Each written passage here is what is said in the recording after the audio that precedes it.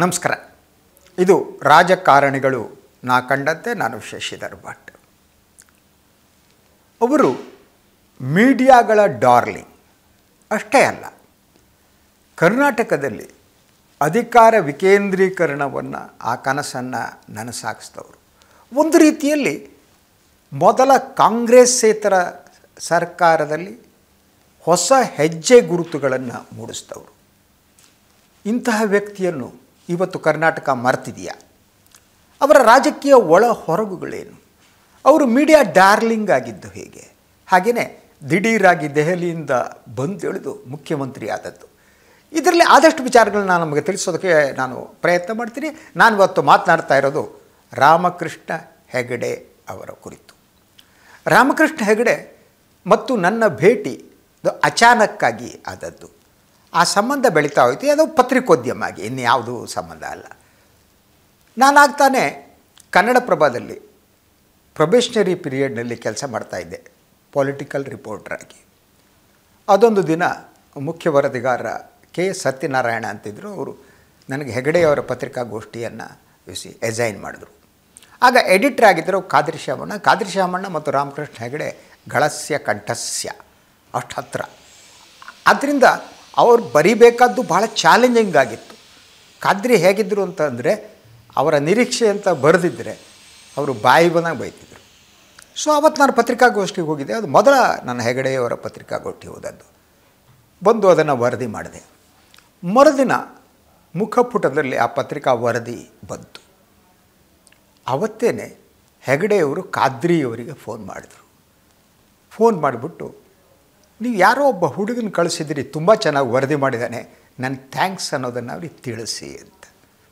ಆ ಕಾದ್ರಿ ಹೇಳಿದ್ರು, ನಿಮಗೆ ಗೊತ್ತಿಲ್ಲ ಅವ್ರು ನಿಮ್ಮ ಊರಿನವರೇ ಅಂತ. ಹೌದಾ? ಹೀಗೆ ಇಂಟ್ರೊಡ್ಯೂಸ್ ಆದ್ದು. ಅದಾದಮೇಲೆ ಕಾದ್ರಿ ಶಾಮಣ್ಣ ಮುಖ್ಯ ವರದಿಗಾರನ ಕರೆದು, ಹೆಗಡೆಯವರ ಯಾವುದೇ ಪತ್ರಿಕಾಗೋಷ್ಠಿ ಆದರೆ ಇವನ್ನೇ ಕಳಿಸ್ಬೇಕು ಅಂದರು. ಅವರಿಗೆ ಹೆಗಡೆಗೆ ಅವರಿಗೆ ಇದ್ದ ರಿಲೇಷನ್. ಹಾಗೆ ನಾನು ಹೆಗಡೆಯವರ ಬಹುತೇಕ ಪತ್ರಿಕಾಗೋಷ್ಠಿಗಳಿಗೆ ಹೋಗ್ತಾಯಿದ್ದೆ. ಆಗ ಹೆಗಡೆಯವರು ದಿಢೀರಾಗಿ ದೆಹಲಿಯಿಂದ ಬಂದು ಇಳಿದದ್ದು.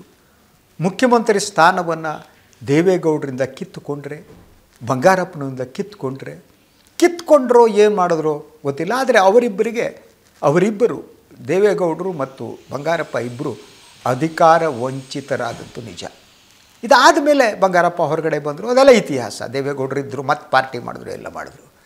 ಹಾಗಿದ್ದರೆ ಹೆಗಡೆ ಎಂಥ ನಾಯಕರಾಗಿದ್ದರು, ಅವರು ಹೇಗೆ ಮೀಡಿಯಾ ಡಾರ್ಲಿಂಗ್ ಆದದ್ದು ಅನ್ನೋದನ್ನು ವಿವರಿಸಬೇಕು ವಿತ್ ನನ್ನ ಅನುಭವಗಳ ಮೂಲಕ ಮಾತ್ರ. ಸೊ ಮೊದಲು ಫಸ್ಟ್ ಹೇಳ್ತೀನಿ, ಅವರು ಈ ದೊಡ್ಡಳ್ಳಿ ಗೋಳಿಬಾರ್ ಈ ವಿಚಾರ ಇನ್ನೆಲ್ಲ ಹಲವು ಸಂದರ್ಭದಲ್ಲಿ ಪ್ರಸ್ತಾಪ ಮಾಡಿದ್ದೇನೆ. ದೊಡ್ಡಳ್ಳಿ ಗೋಳಿಬಾರ್ ನಡೀತು. ದೇವೇಗೌಡರು ಎಚ್ ಸಿ ಶ್ರೀಕಂಠಯ್ಯ ಅವ್ರನ್ನ ಸಂಪುಟದಿಂದ ತೆಗೆದುಹಾಕಬೇಕು ಅಂತ ಒತ್ತಾಯಿಸಿ ವಿಧಾನಸೌಧ ಎದುರು ಉಪವಾಸ ಸತ್ಯಾಗ್ರಹ ಮಾಡ್ತಾಯಿದ್ರು. ದೊಡ್ಡಳ್ಳಿ ಗೋಳಿಬಾರ್ನಲ್ಲಿ ಗುಂಡೂರಾವ್ ಸರ್ಕಾರ ಇತ್ತು, 3 ಜನ ಅಸುನೀಗಿದ್ದರು. ಸೊ ಅವತ್ತು ದೇವೇಗೌಡರು ಉಪವಾಸ ಸತ್ಯಾಗ್ರಹ ಮಾಡಿದ ದಿನ ಹೆಗಡೆಯವರು ಪತ್ರಿಕಾಗೋಷ್ಠಿಯನ್ನು ಕರೆದಿದ್ದರು ದೆಹಲಿಯಿಂದ ಬಂದು. ಆದರೆ ಯಾರೂ ಇರಲೇ ಇಲ್ಲ, ಒಂದು 2-3 ಜನ ಬಿಟ್ಟಿರಲಿಲ್ಲ. ಪತ್ರಿಕಾಗೋಷ್ಠಿ ಕ್ಯಾನ್ಸಲ್ ಮಾಡ್ತೀನಿ ಅಂದರು. ನಂತರ ಇಲ್ಲ ಸರಿ, ನಾವೆಲ್ಲ ಹೇಳಿದ್ವಿ, ಇಲ್ಲಲ್ಲ ನೀವು ಹಂಗೆ ಮಾಡೋಕ್ಕಾಗಲ್ಲ, ಪತ್ರಿಕಾಗೋಷ್ಠಿ ಕರೆದ ಮೇಲೆ ಮಾಡಲೇಬೇಕು. ಇಲ್ಲ ಕೇಸರಿಬಾತ್ ಮಾಡಿಸ್ತೀನಿ, ತಿಂದ್ಕೊಂಡು ಹೋಗಿ, ಯಾರೂ ಇಲ್ಲ ಅಂತ. ಅದರಂತೆ ನಾನು ಆವಾಗ ಕೆಲಸ ಮಾಡ್ತಿರುವ ಪತ್ರಿಕೆ ಕುರಿತು ಅವರಿಗೆ ಅವ್ರದ್ದೇ ಅಭಿಪ್ರಾಯ ಇತ್ತು. ಓಕೆ ಫೈನ್, ಇದೆಲ್ಲ ಆಯಿತು. ಅವರು ಮುಖ್ಯಮಂತ್ರಿ ಆದರು. ಆ ಮುಖ್ಯಮಂತ್ರಿ ಆದ ಪ್ರಥಮ ಅಧಿವೇಶನದಲ್ಲಿ ವಿಧಾನ ಪರಿಷತ್ ನಾನು ಈ ಕಡೆಯಿಂದ ಬರ್ತಾಯಿದ್ದೆ, ಅವ್ರು ಆ ಕಡೆಯಿಂದ ಬಂದವರು ನಾನು ಅವತ್ತೇನು ಹೇಳಿದ್ದೆ, ನಿಮ್ಮ ಪತ್ರಿಕೆಯಲ್ಲಿ ನನ್ನ ಸುದ್ದಿನೇ ಬಂದಿರಲಿಲ್ಲ ನೋಡಿ ಅಂದರು Hegde. It was shocking to me.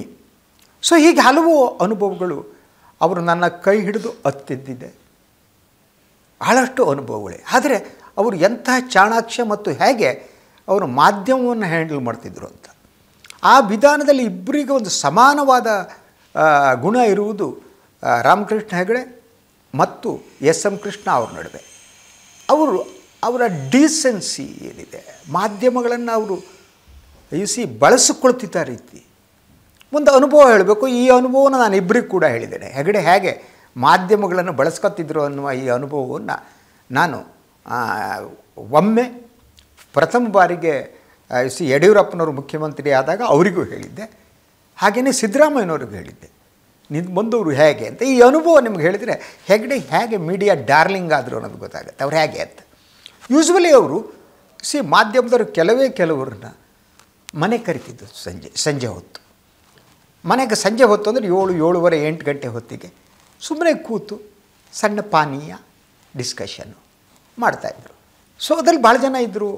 Raghavan ಇದ್ದರು, ರಾಘವನ್ ಅಂತ ಇಂಗ್ಲೀಷ್ ಪತ್ರಕರ್ತರು, ಅವ್ರನ್ನ ಕರಿತಾಯಿದ್ರು. ಕನ್ನಡಪ್ರಭ ಸತ್ಯ ಇದ್ದರು, ಅವ್ರು ಕರಿತಾಯಿದ್ರು.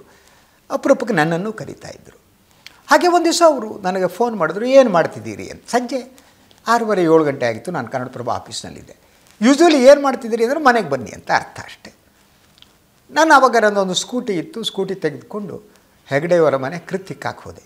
ಆ ಸಂದರ್ಭ ಹೇಳಬೇಕು, ಆಗ ಬೊಮ್ಮಾಯಿಯವರು SR ಬೊಮ್ಮಾಯಿಯವರು ಅಖಿಲ ಭಾರತ ಜನತಾದಳದ ಅಧ್ಯಕ್ಷರಾಗಿದ್ದರು. ಹೆಗ್ಡೆ ಮತ್ತು ಬೊಮ್ಮಾಯಿಯವ್ರ ನಡುವೆ ಸಣ್ಣ ಭಿನ್ನಾಭಿಪ್ರಾಯ ಬಂದಿತ್ತು.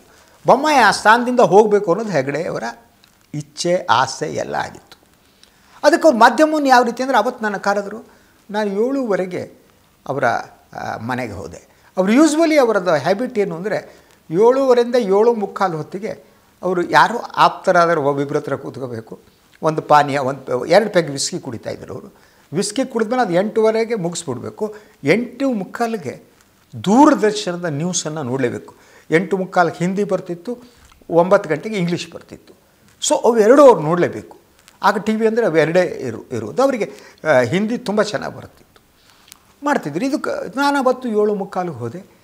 ಹೋದ ಕ್ಷಣ ಕರೆದ್ರು. ಮೇಲೆ ಅವರ ಸದಾಶಿವದ ಕೃತಿಕ ಮನೆ ಏನಿದೆ ಅಂದರೆ ಮಹಡಿ ಮೇಲೆ ಒಂದು ಸಣ್ಣ ಲೈಬ್ರರಿ ಟೈಪ್ ಇದೆ ಅವ್ರದ್ದು. ಆ ಲೈಬ್ರರಿ ಟೈಪ್ನಲ್ಲಿ ಅಲ್ಲೇ ಕೂತು ಅವರು ಟಿ ವಿ ಒಂದು ಇಟ್ಟಿದ್ರು. ಅವತ್ತು ಹೋದೆ. ಬನ್ನಿ ಕಾಯ್ತಾ ಇದ್ದೆ ಅಂದರು. ಸೊ ವಿಸ್ಕಿ ತೆಗೆದ್ರು. ತಗೊಳ್ಳಿ ನೀವು ಒಂದು ಪೆಗ್ ಅಂದರು. ನಾನು ಒಂದು ಪೆಗ್ ತೊಗೊಂಡು ಮಾತಾಡೋಕ್ಕೆ ಕೂತಿದ್ದಾಗ ಒಂದು ಮಾತು ಕೇಳಿದ್ರು ನನಗೆ. ನಮ್ಮ ಬೊಮ್ಮಾಯಿಯವರು ಈ ಪಾರ್ಟಿ ಫಂಡನ್ನು 50 ಲಕ್ಷ ನುಂಗ್ಬಿಟ್ಟಿದ್ದಾರೆ, ಗೊತ್ತಾ ನಿಮಗೆ ಅಂದರು. ನನಗೇನು ಗೊತ್ತು ಸರ್ ನಿಮ್ಮ ಪಾರ್ಟಿದು ಅಂತ ಅಂದೆ. ಅಷ್ಟೇ ನಾನು ಹೇಳಿದ್ದು. ಸರಿ ಬಿಡಿ ಅಂದರು. ಬೇರೆ ಏನೇನೋ ವಿಚಾರಗಳನ್ನ ಹೆಗ್ಡೆಯವರು ಮಾತಾಡಿದ್ರು ಅವತ್ತು. ಸೊ ಅದರಲ್ಲಿ ಹಲವು ವಿಚಾರಗಳನ್ನ ಮಾತಾಡ್ತಿದ್ದರು. ಅವರಿಗೆ ದೇಶಪಾಂಡೆ ಬಗ್ಗೆ ಸಿಟ್ಟಿತ್ತು, ಅನಂತನಾಗ್ ಬಗ್ಗೆ ಸಿಟ್ಟಿತ್ತು. ಅದೆಲ್ಲ ಇನ್ನೊಂದು ಸಲ ಹೇಳ್ತೀನಿ, ಅದ್ರ ಬಗ್ಗೆ ಮಾತಾಡಿದ್ರು. ಅದು ಆದಮೇಲೆ 8:35 ನಾನು ಅಲ್ಲಿಂದ ಹೊರಟೆ. 2 ಪೆಗ್, ನಾನು 2 ಪೆಗ್ ವಿಸ್ಕಿ ಕುಡಿದೆ. ಹೆಗ್ಡೆಯವರು ಕುಡಿದ್ರು. ಸರಿ, ಅವ್ರು ದೂರದರ್ಶನ ನ್ಯೂಸ್ ನೋಡಬೇಕು, ನಾನು ಹೊರಟೆ.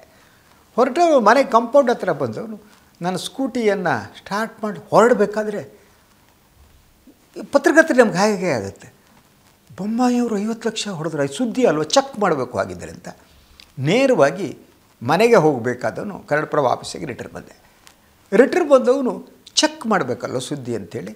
ಸೊ ನನಗಾಗ ಅಜಿತ್ ಸಿಂಗ್ ಕೇಂದ್ರ ಸಚಿವರಾಗಿ ಕೆಲಸ ಮಾಡೋ, ನಿಮಗೆ ಗೊತ್ತಿರ್ಬೋದು ಅಜಿತ್ ಸಿಂಗ್ ಅವ್ರ ಪರಿಚಯ ಇತ್ತು ಜನತಾ ಇದರಲ್ಲಿ. ಅವ್ರಿಗೆ ಫೋನ್ ಮಾಡಿದೆ, ಕೇಳಿದೆ ಹೇಗೇನು ಇದೆಯಾ. ಅವರು ಏನಿಲ್ಲ ನನಗೆ ಗೊತ್ತಿಲ್ಲ ಅಂದರು. ಹೀಗೆ ನನಗೆ ಗೊತ್ತಿರುವ ಹಲವು ನಾಯಕರುಗಳಿಗೆ ಫೋನ್ ಮಾಡಿದೆ, ಸುದ್ದಿ ಕನ್ಫರ್ಮ್ ಆಗ್ತಿಲ್ಲ. ಸೊ ತಕ್ಷಣ ನಾನು ಪ್ರಜಾವಾಣಿ ಚೀಫ್ ರಿಪೋರ್ಟರ್, ಅಂದಿನ ಚೀಫ್ ರಿಪೋರ್ಟ್ರಿಗೆ ಫೋನ್ ಮಾಡಿದೆ. ಸೊ ಸಮಿತ್ ಕನ್ನಡ ನೋಡಿ, ಹೀಗೊಂದು ಸುದ್ದಿ ಇದೆ, ಕನ್ಫರ್ಮ್ ಆದರೆ ಹೇಳಿ ಹಾಕೋಣ ಅಂತ. ಸೊ ಹೀಗೆ 2-3 ಪತ್ರಿಕೆ, ಯೂಶ್ವಲಿ ಚೀಫ್ ರಿಪೋರ್ಟರ್ ಲೆವೆಲ್ನಲ್ಲಿ ಎಲ್ಲ ಪತ್ರಿಕೆಗಳ ಮುಖ್ಯ ವರದಿಗಾರರ ನಡುವೆ ಒಂದು ಸಂಪರ್ಕ ಇರುತ್ತೆ. ಯಾಕಂದರೆ ಒಬ್ಬರಿಗೆ ಮಿಸ್ ಆಗ್ಬಿಟ್ರೆ ನಾಳೆ ಎಡಿಟ್ರಿಗೆ ಕೇಳ್ತಾರೆ. ಸೊ ಏನೋ ಸ್ಕೂಪ್ ಇದ್ದರೆ ಎಲ್ಲರೂ ಹಂಚ್ಕೊಂಡು ಮಾತಾಡ್ಕೊಂಡು ಮಾಡೋವಂಥ ಇದು. ಆ ದೆಸೆಯಲ್ಲಿ ನಾನು ಕೇಳಿದವನು ಸರಿ ಏನು ಮಾಡೋದು, 12 ಗಂಟೆ ಆಯಿತು. ನಾನು ಅಂದ್ಕೊಂಡೆ ಒಂದು 2 ಪ್ಯಾರಾ ಬರೆದ್ಬಿಟ್ಟು ಹೋಗೋಣ ಎಟ್ ಎನಿ ಕಾಸ್ಟ್ ಅಂತ. ಅದಕ್ಕೆ ಬರದೆ ಜನತಾದಳದ ರಾಷ್ಟ್ರೀಯ ಅಧ್ಯಕ್ಷರಾದ SR ಬೊಮ್ಮಾಯಿಯವರು 50 ಲಕ್ಷ ರೂಪಾಯಿ ಪಕ್ಷದ ನಿಧಿಯನ್ನು ದುರುಪಯೋಗಪಡಿಸಿಕೊಂಡಿದ್ದಾರೆ ಎಂಬ ವದಂತಿ ಪಕ್ಷದ ವಲಯದಲ್ಲಿದೆ. This first para. ಇನ್ನು 2 ಪ್ಯಾರಾ ಹಾಕಿಬಿಟ್ಟು ಫಿನಿಷ್ ಮಾಡಿ ರಾತ್ರಿ 12 ಗಂಟೆಗೆ ಅದನ್ನ ಕ್ಲಿಯರ್ ಮಾಡಿಬಿಟ್ಟು ಕೊಟ್ಟುಬಿಟ್ಟು ಮನೆ ಹೋದೆ. ಬೆಳಗ್ಗೆ ಬಂದು ನೋಡ್ತೀನಿ ಎಲ್ಲ ಪತ್ರಿಕೆಗಳಲ್ಲೂ ದೊಡ್ಡದಾಗಿ ಬಂದಿದೆ, ಸಿ ದಟ್ ಬೊಮ್ಮಾಯಿಯವರಿಂದ 50 ಲಕ್ಷ ಗುಳುಮ್ ಕ್ವಶನ್ ಮಾರ್ಕು. ಎಲ್ಲ ಪತ್ರಿಕೆ ನಾನೇ 2 ಪ್ಯಾರಾ ಬರೆದವನು. ಸೊ ಇದಾದ ಮೇಲೆ ಸಂಜೆ ಹೊತ್ತಿಗೆ ಬೊಮ್ಮಾಯಿ ರಿಸೈನ್ ಮಾಡಿದ್ರು. ಆಗ ನಾ ಕೂತು ಯೋಚನೆ ಮಾಡಿದೆ, ಇದು ಹೆಗ್ಡೆ ನನ್ನ ಮೇಲೆ ಪ್ಲ್ಯಾಂಟ್ ಮಾಡಿದ್ರ, ಅವ್ರು ನನ್ನನ್ನು ಬಳಸ್ಕೊಂಡ್ರಾಗಿದ್ದರೆ ಇದು ಸರಿನಾ ತಪ್ಪ ಅಂತ ಈ ಪ್ರಶ್ನೆ ನನಗೆ ಕಾಡ್ತಾ ಇತ್ತು. ಆದರೆ ಅವರು ತಮ್ಮ ಉದ್ದೇಶವನ್ನು ಈಡೇರಿಸಿಕೊಂಡ ಬಗೆ ನೋಡಿ ಅವರೆಂದೂ ಕೂಡ ಇದನ್ನು ಬರೀರಿ, ಹೀಗೆ ಮಾಡಿ ಹಾಗೆ ಮಾಡಿ, ಈ ನೆವರ್ ಸೆಡ್ ಇಟ್, ಹೇಳೇ ಇಲ್ಲ ಅವರು. ಈಗೊಂದು ಸುದ್ದಿ ಇದೆ ಗೊತ್ತಾ ಅಂತ ಕೇಳಿದ್ರು. ಸೊ ಇದು ಮಾಧ್ಯಮ ಇದೆಯಲ್ಲ, ಮಾಧ್ಯಮದ ಜೊತೆ ಹ್ಯಾಂಗೆ ಹ್ಯಾಂಡ್ಲ್ ಮಾಡಬೇಕು ಅನ್ನೋದಕ್ಕೊಂದು ಅದ್ಭುತ ಉದಾಹರಣೆ ಅಂತ ಕೂಡ ನನಗೆ ಅನಿಸ್ತು. ಈ ವಿಚಾರ ನಾನು ಬೊಮ್ಮಾಯಿ CM ಆದಾಗ ಫಸ್ಟು ಅವ್ರು ನೋಡೋಕ್ಕೆ ಬೊಮ್ಮಾಯಿ ಅಂತೀನಿ, ಸಾರಿ, ಇವರು ಇಬ್ಬರು ಮುಖ್ಯಮಂತ್ರಿಗಳಿಗೆ ಇದನ್ನ ಹೇಳಿದೆ. ಒಬ್ಬರು ಸಿದ್ದರಾಮಯ್ಯನವರು, ಇನ್ನೊಬ್ಬರು ಯಡಿಯೂರಪ್ಪನವರು. ಇಬ್ಬರಿಗೂ ನಾನು ಈ ವಿಚಾರ ಹೇಳಿದ್ದೆ. ನೋಡಿ ಮಾಧ್ಯಮಗಳು ಹೇಗೆ, ಮಾಧ್ಯಮಗಳು ನೀವೆಲ್ಲ ಸಂತೆಯಲ್ಲಿ ಪ್ರೆಸ್ ಕಾನ್ಫರೆನ್ಸ್ ಕರೆದು ಮಾಡೋದು ಬೇರೆ, ನೀವಾದರೆ individual relations it will help ಅಂತ ಹೇಳಿದ್ದೆ. ಸೊ ಇದಾಯಿತು. ಇದು ಹೆಗಡೆ ಇದು ಇಂಥ ಹೆಗಡೆ ಉಳಿದೆಲ್ಲ ಗೊತ್ತಿದೆ ನಿಮಗೆ. ಅವರ ಕೆಲವು ಕ್ರಾಂತಿಕಾರಿ ಯೋಜನೆಗಳಿದ್ದು ಅದರಲ್ಲಿ ಉಳಿದವ್ರ ಪಾತ್ರ ಆಯಿತು. ಅಬ್ದುಲ್ ನಜೀರ್ ಸಾಬ್ರಂಥವರಿದ್ದರು. ಎಂಥ ಸಂಪುಟ ರೀ ಅದು. ಇಡೀ ಕಾಂಗ್ರೆಸ್ಸೇತರ ಮೊದಲ ಸರ್ಕಾರದ ಅದ್ಭುತವಾದ ಕಾರ್ಯವೈಖರಿ ಇದು. ಇದು ಈ ಡಿಸೆಂಟ್ರಲೈಸೇಷನ್ ಆಫ್ ಪವರ್ ಇದೆಯಲ್ಲ, ಅದೀಗ ನಾಶ ಆಗಿದೆ. ಜಿಲ್ಲಾ ಪಂಚಾಯತ್ ವ್ಯವಸ್ಥೆ, ನ್ಯಾಯ ಪಂಚಾಯತಿ ಮಾಡಿದ್ರು, ಅದು ನಂತರ ಕ್ಯಾನ್ಸಲ್ ಮಾಡಿದ್ರು. ಜಿಲ್ಲಾ ಪಂಚಾಯತ್ ಆ್ಯಂಡ್ ತಾಲೂಕು ಪಂಚಾಯತ್ ವ್ಯವಸ್ಥೆ ಹೀಗೆ ಹಲವಿದೆ. ಹೆಗಡೆ ಎಂದು ಕೂಡ ಬೇರೆ ಸಚಿವರ ಖಾತೆಗಳಲ್ಲಿ ಇಂಟರ್ಫಿಯರ್ ಮಾಡ್ತಿರಲಿಲ್ಲ.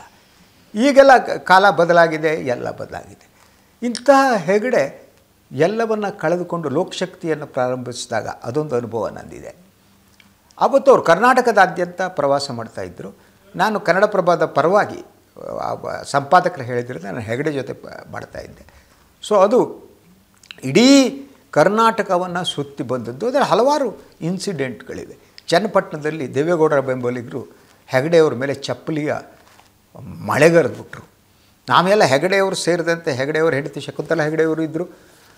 ನಾವು ಇದ್ದವ್ರು ನಾವೆಲ್ಲ ಕೆಳಗೆ ಕೂತ್ಕೊಬಿಟ್ಟು ಚಾರ್ ತೆಗೆದು ತಲೆ ಮೇಲೆ ಇಟ್ಕೊಂಡಿದ್ವಿ. ಯಾಕಂದರೆ ಆ ರೀತಿ ಚಪ್ಪಲಿ ಬರ್ತಾಯಿತ್ತು. ಅವತ್ತವ್ರಿಗೆ ಭಾಳ ಹರ್ಟಾಗಿತ್ತು, ನೋವಾಗಿತ್ತು. ನಾನು ಚಪ್ಪಲಿಯಲ್ಲಿ ಹೊಡೆಸ್ಕೊಳ್ಳೋಂಗೆ ಆಗೋಯ್ತಲ್ಲ ಅಂತ. ಅವರು ಒಂಥರ ಡೌನ್ ಆಗಿದ್ದರು. ಅದೇ ಸಂದರ್ಭದಲ್ಲಿ, ಇದೇ ಪ್ರವಾಸದ ಸಂದರ್ಭದಲ್ಲಿ ಏನಾಯಿತು, ನಾವು ಒಂದು ದಿವಸ ಕೂರ್ಗ್ನಲ್ಲಿ ಇದ್ವಿ. ಉತ್ತರ ಕರ್ನಾಟಕ ಮುಗಿಸ್ಕೊಂಡು ಅದ್ಭುತವಾದ ಜನಸಂದಣಿ. ಆ ಕೂರ್ಗ್ನಲ್ಲಿದ್ದಾಗ ಬೆಳಗಿನ ಉಪಹಾರಕ್ಕೆ ಅಲ್ಲಿ ಜಿ ವಿಜಯ ಅವ್ರ ಮನೆಯಲ್ಲಿ ವ್ಯವಸ್ಥೆ ಮಾಡಲಾಯಿತು. ಜಿ ವಿಜಯ ಮಾಜಿ ಸಚಿವರು ಗೊತ್ತಿರಬೇಕು. ಸೊ ಅಲ್ಲಿ ನಾವು ಬೆಳಗಿನ ಟಿಫಿನ್ ತಿಂತಾಗ ಜೀವರಾಜ ಆಳ್ವ ಇದ್ದರು. ಯಾರು ಜೋಕ್ ಮಾಡ್ತಾಯಿದ್ದೆ. ಹೆಗಡೆ ಸುಮ್ಮನೆ ಇದ್ದರು. ಪಕ್ಕದ ರೂಮಿಗೆ ಹೋದವರು. ಸ್ವಲ್ಪ ಹೊತ್ತ ಮೇಲೆ ಶಶಿಧರ್ ಭಟ್ರ ಕರೀರಿ ಅಂಥೇಳಿ ಯಾರಿಗೂ ಹೇಳಿದ್ರು. ಬಂದು ಕರೆದ್ರು. ನಾನು ರೂಮಿಗೆ ಹೋದೆ. ಹೋಗಿ ಕೂತ ತಕ್ಷಣ ನನ್ನ ಕೈ ಹಿಡ್ಕೊಂಡ್ರು. ಅಳಕ್ಕೆ ಪ್ರಾರಂಭ ಮಾಡಿಬಿಟ್ರು. ಯಾಕೆ ಸಾರ್ ಅಳ್ತಿದ್ದೀರಿ ಅಂತ ಕೇಳಿದೆ ನಾನು. ಯಾಕೂ ಇಲ್ಲ, ನನ್ನ ಸಭೆಗಳಿಗೆ ಜನ ಬರ್ತಿದ್ದಾರೆ ಅಂತ ನಿಮ್ಮ ಪತ್ರಿಕೆಯಿಂದ ಗೊತ್ತಾಗ್ತಾ ಇದೆ. ಸಂಯುಕ್ತ ಕರ್ನಾಟಕ ಹಾಕ್ತಾರೆ, ಅದು ಉತ್ತರ ಕರ್ನಾಟಕದಲ್ಲಿ ಮಾತ್ರ ಕಡೆ ಹೋಗಲ್ಲ. ಪ್ರಜಾವಾಣಿ ಉಳಿದ ಪತ್ರಿಕೆಗಳು ನನ್ನನ್ನು ಬ್ಯಾನ್ ಮಾಡಿಬಿಟ್ಟಿವೆ, ಸುದ್ದಿಗಳೇ ಬರ್ತಾಯಿಲ್ಲ. ನನ್ನ ಸಭೆಗಳಿಗೆ ಜನ ಬರ್ತಾರೆ ಅಂಥೇಳಿ ತಿಳಿಸಿದ್ರಲ್ಲ, ಅದಕ್ಕೆ ನಿಮ್ಮ ಕೃತಜ್ಞತೆ ಇದ್ದರು. ನಾನು ಹೇಳಿದೆ, ಸರ್ ನಂದು ಏನೂ ಇಲ್ಲ, ಆಫೀಸ್ನವ್ರು ಕಳಿಸ್ಕೊಟ್ಟಿದ್ದಾರೆ, ಜನ ಇದ್ದಾರೆ. ಯಾಕೆಂದರೆ ಉತ್ತರ ಕರ್ನಾಟಕದಲ್ಲಿ ಮನೆ ಮಹಡಿ ಮೇಲೆ ನಿಂತು ಜಾತ್ರೆ ರೀತಿ ಜನ ಸೇರ್ತಾಯಿದ್ರು. ಅದು ಬರಿಬೇಕಾದ್ರೆ ನನಗೆ as A reporter I did it ಅಂದೆ. ಹಾಗೆ ನನ್ನ ಕೈ ಹಿಡಿದು ಬಹಳ ಹೊತ್ತು ಹೆಗಡೆಯವರು ಕೂತಿದ್ದರು. ಅದಾದ ಮೇಲೆ ಹಲವು ಸಂದರ್ಭಗಳಲ್ಲಿ ಅವರು ಯಾವಾಗ ನಾನು ಈ ದೇಶದ ಪ್ರಧಾನಿ ಆಗ್ತೀನಿ ಅಂತ ನಂಬ್ಕೊಂಡಿದ್ದರು. ಅವರು ದೇವೇಗೌಡರಿಗೆ ಆ ಹುದ್ದೆ ಸಿಕ್ಕಾಗ ಅವರಿಗಾದದ್ದು ಆಘಾತ. ಅದನ್ನು ಅವರು ಸಹಿಸ್ಕೊಳ್ಳೋದಕ್ಕೆ ಸಾಧ್ಯ ಆಗ್ತಾಯಿಲ್ಲ. ಆ ರೀತಿ ಮಾನಸಿಕವಾಗಿ ಕುಸಿದು ಹೋಗ್ಬಿಟ್ಟಿದ್ರು. ಅಲ್ಲಿ ಅವರ ರಾಜಕೀಯ ಪತನದ ದಾರಿ ಆವಾಗಲೇ ಪ್ರಾರಂಭ ಆಗಿತ್ತು. ಅದರ ಜೊತೆಗೆ ಇಡೀ ಅವರ ಕ್ಯಾರೆಕ್ಟರ್ನಲ್ಲಿ ಗೊತ್ತಿಲ್ಲದ ಹಾಗೆ ಹಲವರ ವಿರೋಧ ಕಟ್ಕೊಂಡಿದ್ದರು. ಪ್ರಮುಖವಾಗಿ ಲಾಲು ಪ್ರಸಾದ್ ಯಾದವ್ ಅವರನ್ನೇ ದೇವೇಗೌಡರನ್ನ ಪ್ರಧಾನಿ ಮಾಡಿದ್ದು. ಹೆಗಡೆ ಒಂದು ಥ್ರೆಟ್ ಅಂತ ಕೇಂದ್ರ ನಾಯಕರು ಅಂದ್ಕೊಳ್ಳೋಕೆ ಪ್ರಾರಂಭ ಮಾಡಿದರು. ಅದ್ರ ಜೊತೆಗೆ ಅವರ ಬುದ್ಧಿವಂತಿಕೆ ಅವರಿಗೆ ಮುಳುವಾಯ್ತಾ ಅನ್ನೋ ಪ್ರಶ್ನೆ ಕೂಡ ಕಾಯ್ತಾ ಇದೆ. ಯಾಕಂದರೆ ಆ ಸಂದರ್ಭದಲ್ಲಿ ಕಮ್ಯುನಿಸ್ಟರು ಕೂಡ ಹೆಗಡೆಯವರಿಗೆ ಬೆಂಬಲ ಕೊಟ್ಟಿಲ್ಲ. ಸುರ್ಜಿತ್ ಅಂತ ಇದ್ದರು, ಅವ್ರು ಬೆಂಬಲ ಕೊಟ್ಟಿದ್ದು ದೇವೇಗೌಡರಿಗೆ, ಇವ್ರಿಗೆ ಕೊಟ್ಟೇ ಇಲ್ಲ. ಅಂದರೆ ರಾಷ್ಟ್ರ ಮಟ್ಟದಲ್ಲೂ ಕೂಡ ಅವರಿಗೆ ಯಾವ ಬೆಂಬಲವನ್ನು ನಿರೀಕ್ಷಿಸಿದ್ರೋ ಆ ಬೆಂಬಲ ಅವ್ರಿಗೆ ಸಿಗಲೇ ಇಲ್ಲ. ಅದು ಅವರನ್ನು ಹೆಚ್ಚು ಡೌನ್ ಆಗುವಂತೆ ಮಾಡಿತು. ಆದರೆ ಅವರ ಕಾಲಾವಧಿ ಏನಿದೆ ಇವತ್ತಿಗೂ ನಾನು ಹೇಳ್ತೀನಿ, ಜನತಾ ಪರಿವಾರದ ಕಾಲಾವಧಿ, ಹೆಗಡೆ, ದೇವೇಗೌಡ ಅವರೆಲ್ಲ ಹೊಸ ರಾಜಕೀಯ ಭವಿಷ್ಯವನ್ನು ಬರೆಯೋದಕ್ಕೆ ಹೊರಟಿದ್ದರು. ದೇವೇಗೌಡರು ಇನ್ನೊಂದು ಸ್ವಲ್ಪ ಕಾಲ ಮುಖ್ಯಮಂತ್ರಿ ಆಗಿದ್ದಿದ್ರೆ ಇನ್ನೂ ಅದ್ಭುತವಾಗಿ ಆಡಳಿತ ಕೊಡಬಲ್ಲವರಾಗಿದ್ದರು. Is a very good administrator. Hegde ಹೊಸ ಕನಸುಗಳನ್ನು ಹೊಂದವರು. ಅವರು ಕೇಂದ್ರ ಮತ್ತು ರಾಜ್ಯದ ರಿಲೇಷನ್ ಸಲುವಾಗಿ ಹೋರಾಟ, ಈ ಫೆಡರಲ್ ಸ್ಟ್ರಕ್ಚರ್ ಬಗ್ಗೆ ಅವರು ಹೋರಾಟ ಮಾಡ್ತಾ ಬಂದವರು. ಸ್ಟೇಟ್ ಆ್ಯಂಡ್ ಸೆಂಟ್ರಲ್ ರಿಲೇಷನ್ ಅಂಥೇಳಿ ಅವರು ಪುಸ್ತಕವನ್ನು ಬರೆದು ಬುಕ್ಲೆಟ್ಗಳನ್ನ ಬರೆದು ಕೇಂದ್ರ ಸರ್ಕಾರದ ಈ ಒಂದು ದಬ್ಬಾಳಿಕೆಯ ನೀತಿಯನ್ನು ಮೊದಲು ಧ್ವನಿ ಎತ್ತವರು ಇವರು ಸೇರಿ. ನಂತರ NTRದು ಸರ್ಕಾರ ಅದನ್ನು ಉರುಳಿಸೋಕೆ ಮಾಡಿದಾಗ ಇಡೀ ಆಂಧ್ರದ MLAಗಳು NTR ಜೊತೆಗೆ ಬೆಂಗಳೂರಿಗೆ ಬಂದಿದ್ದರು. ಅವರನ್ನು ಬೆಂಗಳೂರಲ್ಲೇ ಇಟ್ಕೊಳ್ಳಾಗಿತ್ತು. ಅದು ದೊಡ್ಡ ಕಥೆ. ಅದನ್ನು ನಿಮ್ಗೆ ಇನ್ನೊಂದು ಸಂದರ್ಭದಲ್ಲಿ ಹೇಳ್ತೀನಿ. ಇವತ್ತು ನಾನು ಹೇಳ್ತಾ ಇರೋದು ಹೆಗಡೆಯವರ ಬಗ್ಗೆ ಮಾತ್ರ. ಸೊ ಅವರಿಗೆ ಎಲ್ಲ ಹುದ್ದೆಗಳನ್ನು ನಿರ್ವಹಿಸುವ ಶಕ್ತಿ, ಪ್ರತಿಭೆ, ಬದ್ಧತೆ ಎಲ್ಲವೂ ಇತ್ತು. ಅದರ ಜೊತೆಗೆ ಅವರೆಂದೂ ಕೂಡ ಅವರ ಮಕ್ಕಳನ್ನು ಬೆಳೆಸುವ ಕೆಲಸ ಮಾಡಿಲ್ಲ. ಅವರ ಮಗನ ಮೇಲೆ ಆರೋಪಗಳು ಬಂದು, ಅವರು ಒಂದು 2-3 ಆರೋಪ, ಬಾಟ್ಲಿಂಗ್ ಹಗರಣ ಬಂತು, ಮೆಡಿಕಲ್ ಸೀಟ್ ಹಗರಣ, ಯಾವುದೋ ಮೆಡಿಕಲ್ ಸೀಟ್ ಕೊಡಿಸಿದ್ದು ಅನ್ನೋದು. ಆದರೆ ಇವತ್ತಿನ ಭ್ರಷ್ಟಾಚಾರಕ್ಕೆ ಹೋಲಿಸಿದ್ರೆ ಅದು ದೊಡ್ಡದೇನಲ್ಲ. ಆದರೆ ಮಗನನ್ನು ಅವರು MLC ಮಾಡೋದಾಗಲಿ, ಅವ್ರನ್ನ ಮಂತ್ರಿ ಮಾಡಬೇಕಾಗೋದಾಗಲಿ, ಅಥವಾ ತನ್ನ ರಾಜಕೀಯ ಮುಂದಿನ ನನ್ನ ಉತ್ತರಾಧಿಕಾರಿ ಅಂಥೇಳಿ ಅದನ್ನು ವಹಿಸ್ಕೊಡೋ ಕೆಲಸ ಆಗಲಿ ಮಾಡಲೇ ಇಲ್ಲ. ಸೊ ಈ ಕುಟುಂಬ ರಾಜಕಾರಣವನ್ನು ಅವರು ಸತತವಾಗಿ ವಿರೋಧಿಸ್ತಾ ಬಂದವರು. ನೆಹರು ಕುಟುಂಬವನ್ನು ಅವರು ವಿರೋಧಿಸ್ತಾ ಇದ್ದಿದ್ದು ಬಿಕಾಸ್ ಆಫ್ ಕುಟುಂಬ ರಾಜಕಾರಣಕ್ಕೆ. ಸೊ ಅವರು ಏನು ಆ ವಿರೋಧ ಮಾಡ್ತಿದ್ದರೋ ಅದನ್ನು ತಮ್ಮ ಬದುಕಿನಲ್ಲಿ ಕೂಡ ಅಳವಡಿಸಿಕೊಂಡಿದ್ದರು ಅನ್ನೋದು ಬಹಳ ಮುಖ್ಯವಾದ್ದು. ಕುಟುಂಬ ರಾಜಕಾರಣವನ್ನು ವಿರೋಧಿಸ್ತಾ ಬಂದರು. ಮತ್ತು ಅದ್ರ ಜೊತೆಗೆ ಈಸ್ ಕಲ್ಚರ್ಡ್ ಪೊಲಿಟಿಷಿಯನ್. ನಾನು ಇಬ್ಬರಲ್ಲಿ ಒಂದು ಸಮಾನ ಗುಣ ಇದೆ. ಒಂದು ಪತ್ರಿಕಾಗೋಷ್ಠಿಯನ್ನು ಹ್ಯಾಂಗೆ ಹ್ಯಾಂಡಲ್ ಮಾಡಬೇಕು ಅನ್ನೋದನ್ನು ಹೆಗಡೆ ಮತ್ತು SM ಕೃಷ್ಣ ಅವರಿಂದ ಮಾತ್ರ ಕಲಿಯೋಕ್ಕೆ ಸಾಧ್ಯ. ಅವರು ಈಗ ಒಂದು ಪತ್ರಿಕಾಗೋಷ್ಠಿಯಲ್ಲಿ 10 ಜನ ಮಾತನಾಡ್ತಿರ್ತಾರೆ. ಆದರೆ ಯಾವ ಪ್ರಶ್ನೆಗೆ ನಾನು ಉತ್ತರ ಕೊಟ್ಟರೆ ತನ್ನ ಪರವಾಗಿ ಸುದ್ದಿ ಬರುತ್ತೆ, ಯಾವುದು ಕೊಟ್ಟರೆ ತಮ್ಮ ಪರವಾಗಿ ಬರಲ್ಲ ಅನ್ನುವುದು ಅಲ್ಲೇ ಕೂತು ಜಡ್ಜ್ ಮಾಡಿ ತಮ್ಮ ಪರವಾಗಿ ಉತ್ತರ ಬರಬಾದ ಪ್ರಶ್ನೆಗಳಿಗೆ ಮಾತ್ರ ಉತ್ತರ ಕೊಡ್ತಿದ್ರು. ವಿರುದ್ಧ ಇರೋದನ್ನು simply they use to neglect ಅಂತ. ಕೃಷ್ಣನೂ ಹಾಗೆ ಮಾಡ್ತೀವಿ. SM ಕೃಷ್ಣ ಬಗ್ಗೆ ಮುಂದೆ ನಾನು ಇನ್ನೊಂದು ದಿವಸ ಮಾತನಾಡ್ತೀನಿ. ಅವ್ರ ಜೊತೆ ಕೂಡ ನನಗೆ ಆತ್ಮೀಯವಾದ ಒಂದು ಸಂಬಂಧ ಇತ್ತು ಅವ್ರದ್ದು ಅಂತ. ಸೊ ಇಂಥ ಹೆಗಡೆ ಕರ್ನಾಟಕದ ರಾಜಕಾರಣದಲ್ಲಿ ಹೊಸ ಹೆಜ್ಜೆ ಗುರುತುಗಳನ್ನು ಮೂಡಿಸಿದ್ರು. ಇದೆಲ್ಲದರ ನಡುವೆ ದೇವೇಗೌಡ ಮತ್ತು ಬಂಗಾರಪ್ಪ ಇಬ್ಬರಿಗೆ ಅಧಿಕಾರ ಸಿಗದೇ ಇರುವುದಕ್ಕೆ ಕಾರಣ ಅನ್ನುವ ಕಪ್ಪು ಚುಕ್ಕೆ ಏನಿದೆ, ಆ ಸಂದರ್ಭದಲ್ಲಿ ಮುಖ್ಯಮಂತ್ರಿ ಸ್ಥಾನ ಸಿಗಬೇಕಾಗಿದ್ದೆ, ಆ ಕಪ್ಪು ಚುಕ್ಕೆ ಅವರಲ್ಲಿ ಇದ್ದೇ ಇದೆ ಅವರ ಇದರಲ್ಲಿ. ಅದರ ಜೊತೆಗೆ ಅವರ ಪ್ಲ್ಯಾನಿಂಗ್, ಇಂಪ್ಲಿಮೆಂಟೇಷನ್ ಎಲ್ಲ ಭಾಳ ಸೂಕ್ಷ್ಮವಾಗಿ ನಿರ್ವಹಿಸೋದು. ಅದ್ರಲ್ಲಿ ಗೊತ್ತಾ, ಅಲ್ಟಿಮೇಟ್ಲಿ ರಾಜಕಾರಣದಲ್ಲಿ ಬುದ್ಧಿವಂತಿಕೆ ಏನಿದೆ ಅದು ಒಂದು ಹಂತದವರೆಗೆ ಮಾತ್ರ ವರ್ಕೌಟ್ ಆಗುತ್ತೆ. ಅದಾದಮೇಲೆ ವರ್ಕೌಟ್ ಆಗಲ್ಲ. ಅದೇ ರಾಜಕೀಯ ಇರಲಿ, ಬದುಕು ಇರಲಿ, ಏನೇ ಇರಲಿ, ಅದನ್ನು ನಾವು ಹೃದಯದಿಂದ ನಾವು ಬದುಕಿದರೆ ಸಕ್ಸಸ್ ಆಗ್ತೀವಿ, ಬುದ್ಧಿಯಿಂದ ಅಲ್ಲ. ಬುದ್ಧಿ ಒಂದು ಹಂತದವರೆಗೆ ಮಾತ್ರ ಅದು ಯೂಸಿಗೆ ಬರೋದು. ಅಲ್ಟಿಮೇಟ್ಲಿ ಕೊನೆಗೆ ಉಳಿಯೋದು ಹೃದಯವೇ. ನನ್ನ ಹೃದಯ ಹೇಗಿದೆ, ನಾನು ಅಧಿಕಾರ ಮೋಹಿತನಲ್ವೋ, ಅಧಿಕಾರ ಅನ್ನೋದು ಒಂದು ದಟ್ ಜನ ಕೊಟ್ಟಿದ್ದು ಅನ್ನುವುದು ಗೊತ್ತಿರಬೇಕು. ಅದಕ್ಕಿಂತ ಭಾಳ ಮುಖ್ಯವಾಗಿ ನಾನು ಜನರ ಸೇವಕ ಅನ್ನೋದು ಗೊತ್ತಿರಬೇಕು. ಅದು ಬಹಳ ಮುಖ್ಯವಾದ್ದು. ಅದು ಯಾವಾಗ ಇರಲ್ವೋ ಆಗ ಸಮಸ್ಯೆ ಪ್ರಾರಂಭ ಆಗುತ್ತೆ. ಇದು ಇವತ್ತಿನ ರಾಜಕಾರಣಿಗಳು ನಾ ಕಂಡಂತೆ. ಈ ಕಾರ್ಯಕ್ರಮದಲ್ಲಿ ಇನ್ನೊಬ್ಬರ ಕುರಿತು ಮುಂದಿನ ಸಂಚಿಕೆಯಲ್ಲಿ ಮಾತಾಡ್ತೀನಿ. ಎಲ್ಲರಿಗೂ ನಮಸ್ಕಾರ.